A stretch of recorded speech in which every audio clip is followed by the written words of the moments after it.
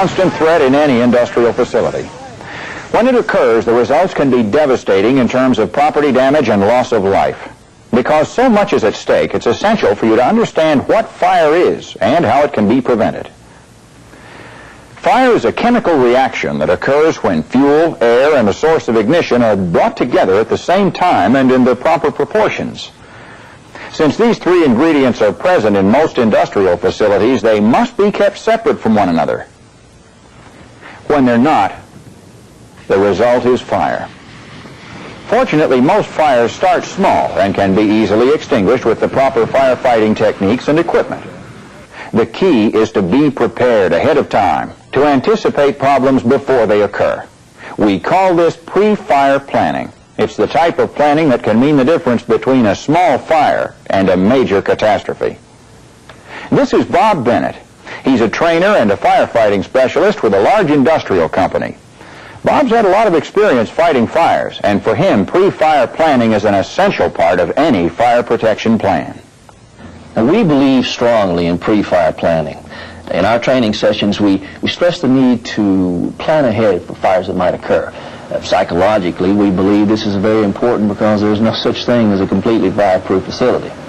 But fighting fires can be a dangerous business. Of course, when you plan ahead of time and know what to expect and what to do, you develop confidence in yourself and your equipment. And this allows you to get the job done safely and efficiently. Pre-fire planning is more than just a general concept. It's a specific plan of attack that must be developed for your own particular facility.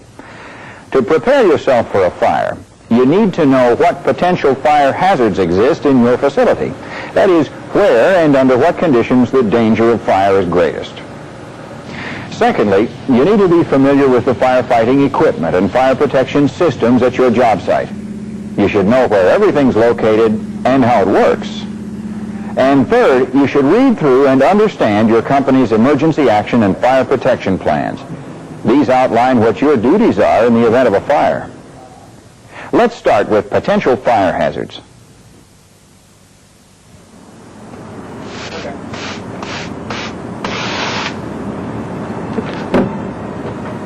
Rules, rules, rules.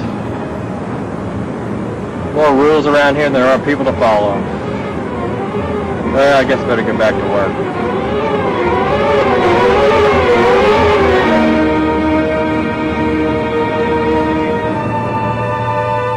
In every facility, there are materials, equipment, and ignition sources that have the potential to cause fire. And there are also people whose unsafe actions represent serious fire hazards. You need to be familiar with these potential fire hazards so that extra precautions can be taken when you're dealing with them. Let's return to Bob Bennett's classroom and see how he handles the subject. Now, first you need to know what types of materials are present in your work area and what you should do to prevent or to fight fires involving these materials. In our plant we have materials that are flammable, toxic, explosive, and reactive. All these substances are dangerous, but oftentimes for different reasons, so they must be treated differently. For example, water is an effective agent on heavy oil fire, but if you apply water to a fire involving reactive chemicals, it might cause an explosion. Now, let's move on to equipment. Now, most types of equipment do not pose a fire threat unless they malfunction. And when equipment breaks down, however, flammable materials may be released and ignited. In our plant, a number of fires have been caused by mechanical failures in pumps, compressors, and valves. And we've also experienced fires that were caused by flange, bearing, and coupling failures. And you can reduce the chances of equipment-related fires by carefully monitoring the operation of the equipment and making sure that it is properly maintained. In order for a fire to occur, you must have an ignition source. In a facility like ours, there are any number of ignition sources. Preheaters, furnaces, electrical equipment, hot surfaces, flares, static electricity, and welding equipment, to name a few. Now, while you can't get rid of the ignition sources, you can prevent flammable material from coming into contact with them. Now, the actions of people represent another type of fire hazard. People doing things like welding without a permit or smoking outside designated areas. These are actions that can and must be prevented because they invite disaster. To summarize our discussion on potential fire hazards, we have material, equipment, ignition sources, and people's actions to watch out for. Now, if you're knowledgeable in each of these areas, you can anticipate how and where a fire is likely to occur and possibly to prevent it. Now, this knowledge enables you to think through potential fire situations before you're actually faced with them. Well, they say that experience is the best teacher, but I'll tell you one thing. It certainly helps to plan ahead, especially when you're dealing with fires out here. I guess you could say we've been pretty lucky out on this unit. Well, there have been some small fires, but no majors. When you get right down to it, though, it's been more a matter of good preparation than luck. We've been trained to identify the fire problem areas, and that training's allowed us to correct situations that might have caused serious fires. Prevention, of course, is the name of the game. And the best way to prevent a fire is to be totally familiar with the conditions that might start one. There really haven't been many surprises, even with the fires that did occur. In every instance, we've been able to quickly extinguish them because we planned ahead and knew what to do. The message you're getting from John Anderson and Bob Bennett is by no means unique. You could probably go to any industrial facility and hear the same types of stories.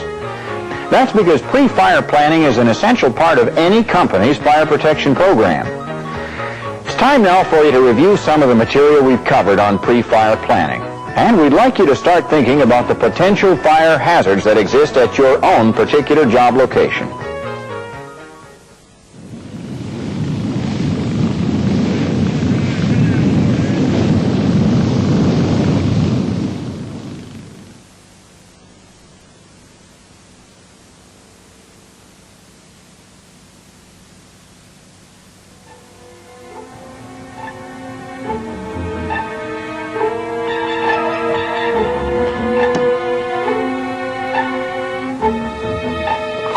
Oh no, fire!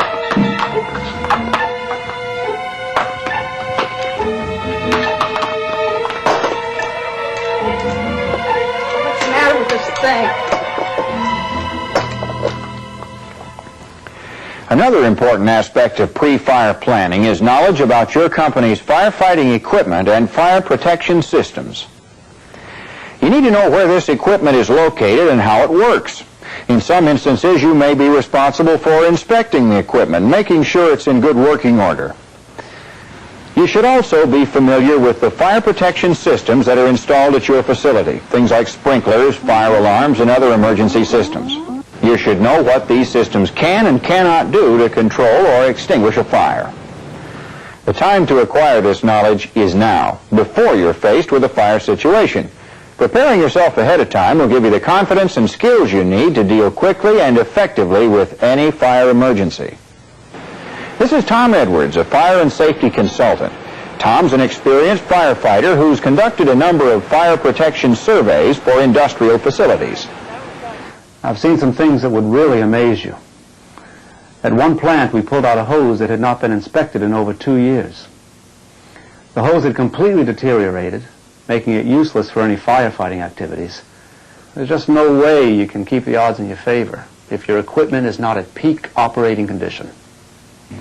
You must check the equipment before an actual emergency. Then if you are faced with a fire situation, you'll be confident that the extinguisher or nozzle and hose line is going to work for you. It makes a world of difference the way you approach the whole situation. You don't have to be a firefighter or a psychologist to see the wisdom in what Tom is saying. It's just common sense. You plan ahead for fire emergencies so that you know what equipment to use and what that equipment can do when properly operated. Let's see how Bob Bennett handles the topic of firefighting equipment. In our program, we try to stay away from any heavy-duty design or layout considerations. We stick with the basics. Things that an employee needs to know to put out a fire. Things like where the equipment is located, how does it operate, and when you should use it, and what effect it has on the fire. Portable fire extinguishers are situated in key locations throughout our plant. These locations are color-coded red for easy identification. The fire extinguishers are primarily used as a first aid tool for extinguishing small fires. Because they are portable, this equipment can be quickly brought to the scene of a fire and put into operation. There are many different types of portable fire extinguishers. Most of ours use dry chemicals as an extinguishing agent. The dry chemical puts out the fire by inhibiting the chemical chain reaction within the flame itself. There are other extinguishers on the market which use water, CO2, foam or halons as the extinguishing agent. Fire extinguishers are fairly easy to operate. Usually they are actuated by pulling out a lock pin and then squeezing the trigger. To extinguish a fire, you direct the agent at the base of the flames while moving the nozzle rapidly in a side-to-side motion. Now, we decided to really stress the basics after receiving numerous reports where employees had either used the wrong type of equipment or chosen the correct piece of equipment but had operated it improperly. In most instances, we feel this was a training problem, so we sought a training solution. Up to now, the results have been very encouraging. Today we're going to talk about fire hose and nozzles. Hose lines come in different sizes and have different water carrying capacities. The small hose lines, those with a 1-inch or a 1.5-inch diameter, can carry up to 125 gallons a minute. Now, these lines are small enough that they can be operated by a single person. The large hose lines, those with 2.5-inch diameter, can carry about 250 gallons per minute. But these lines usually require more than one person to hold and maneuver. Hose lines are fitted with nozzles to regulate the flow and pattern of the water stream. The most common nozzle is the combination fog straight stream nozzle. With this type of nozzle, a person can adjust the stream pattern by turning the nozzle head. The various stream patterns have different applications. The full fog pattern only travels a short distance, but the fine droplets of water can absorb a large quantity of heat. This pattern is often used to protect firefighters against the radiant heat of the fire. The second type of pattern is the straight stream. This is used for long-distance cooling and also for sweeping fuel out from under equipment. A third pattern is the medium fog, which is often called a power cone. It sends out a medium-distance stream of water and is the best all-purpose spray for cooling or fighting fires. In our class, we try to give our people a good orientation to all the basic firefighting equipment. We also introduce them to the fire protection systems that are located throughout our plant, things like sprinklers, fire alarms, and shutdown devices. Water sprinkler or steam snuffing systems are often installed in areas where there is a greater than normal chance of fire. These systems may be activated manually or automatically. Areas with sensitive electrical equipment, such as computer rooms, are usually protected with CO2 or halon gas extinguishing systems. These agents are used instead of water because they can put out a fire without damaging the expensive equipment. Many of our tanks are protected with foam systems. If a fire occurs, the foam can be spread over the burning flammable liquid, which smothers and starves the fire. Shutdown devices are an important element of our fire protection system. Electric motors, for example, are equipped with devices that will shut them down in the event of an overload. Many of our process vessels are designed for automatic shutdown should a dangerously high temperature, pressure, or level occur. Our plant has a fairly sophisticated fire detection and alarm system. The detection equipment can sense the products of combustion and will turn on an alarm when activated. In addition to sending out a fire warning signal, many of these devices actuate fire protection equipment and are interlocked to process operations for emergency shutdown. When our people leave this classroom, they know what kind of firefighting equipment is available, where it is, and how it works. And they know what types of fire protection systems are in the plant and how they operate. Now, this knowledge is an important part of pre-fire planning.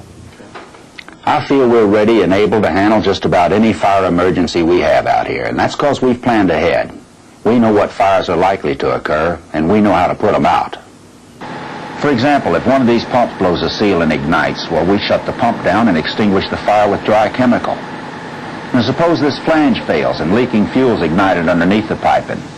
In that situation, we shut down the process flow and put the fire out with a combination of water and dry chemical. Don't get me wrong. We know that a major fire is always possible in this type of business. And we know we're not immune to the problem. It's just that we've been thoroughly trained to deal with fire emergencies, and we feel confident we can handle them if they do occur. If we need any help, we have a trained fire brigade to back us up. So far, we haven't had to use them, but it's nice to know they're there. We try to stay in control of things out here. We've had several fires on the unit, but we managed to put them out quickly with very little damage to equipment and no injuries. We've got a record that speaks for itself. Good records aren't always easy to come by. When it comes to fire prevention and protection, it takes training, practice, and preparation. These are three key elements in pre-fire planning. Right now, we'd like to provide you with some more detailed information on firefighting equipment and fire protection systems.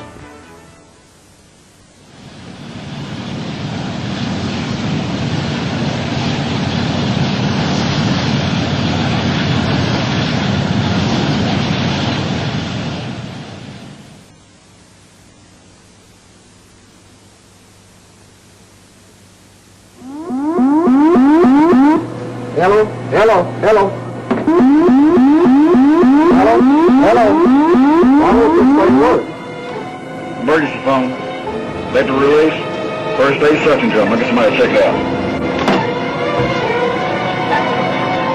You can never tell how people are going to respond to an actual emergency.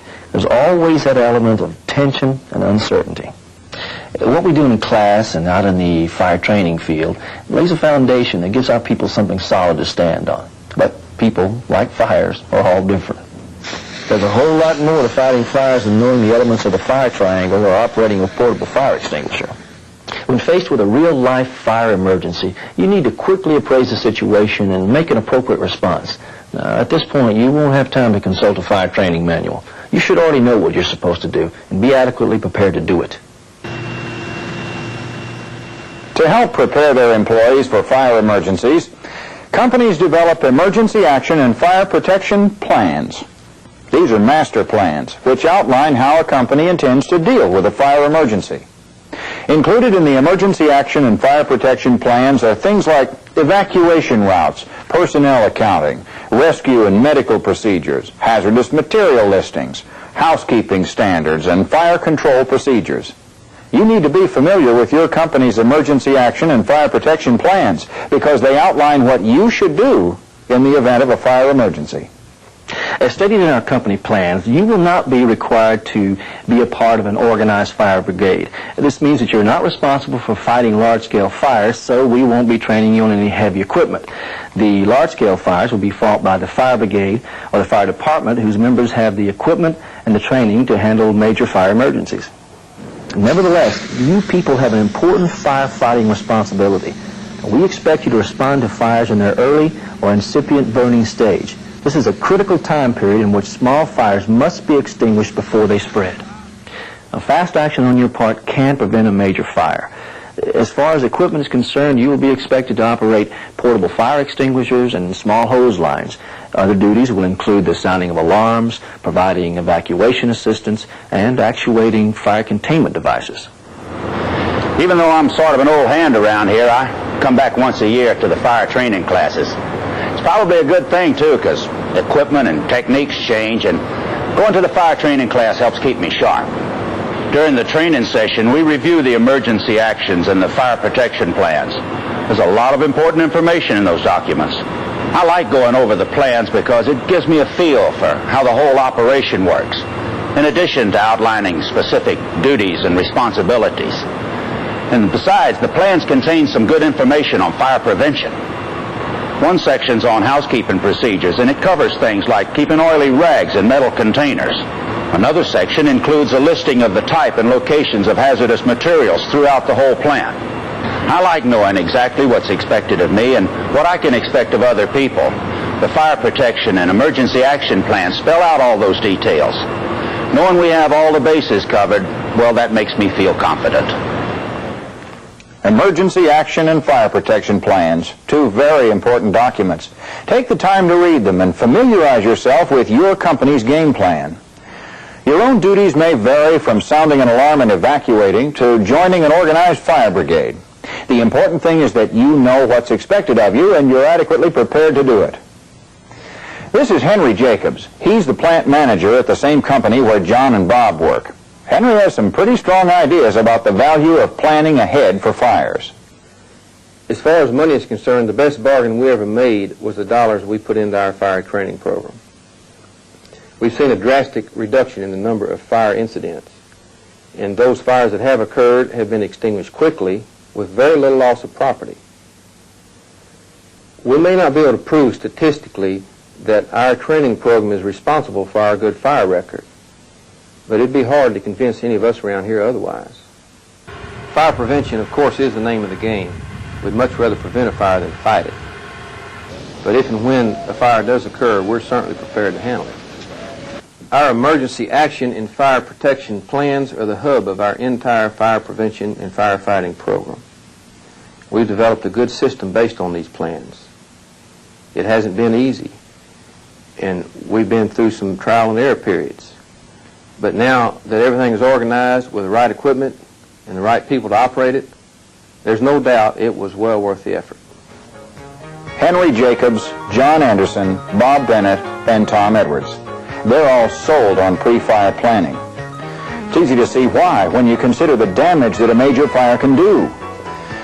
We hope that this program will help you start planning ahead for fire emergencies. Planning ahead by learning about your company's potential fire hazards, firefighting equipment and fire protection systems, and emergency action and fire protection plans. When you get right down to it, there's just too much at stake not to do a thorough job of pre-fire planning.